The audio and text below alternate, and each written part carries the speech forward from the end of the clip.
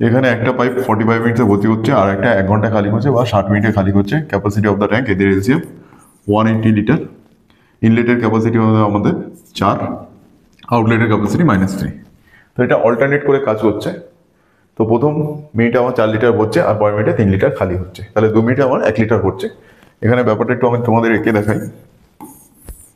এটা 180 litre tank, প্রত্যেক লিটারের জন্য আমার 2 মিনিট করে টাইম যাচ্ছে, কিন্তু লাস্ট যে 4 লিটার তার জন্য আমার টাইম যাবে 1 মিনিট। কেন? 4 লিটার, লাস্ট 4 লিটার ভরার পর আমি আর খালি করবো না। তো বাকি যে 176 লিটার আছে তার জন্য প্রত্যেক লিটারের জন্য আমার 2 মিনিট করে খরচা হচ্ছে। কেন? প্রথম মিনিটে আমি 4 ভরছি, পরের মিনিটে আমি 3 খালি করছি।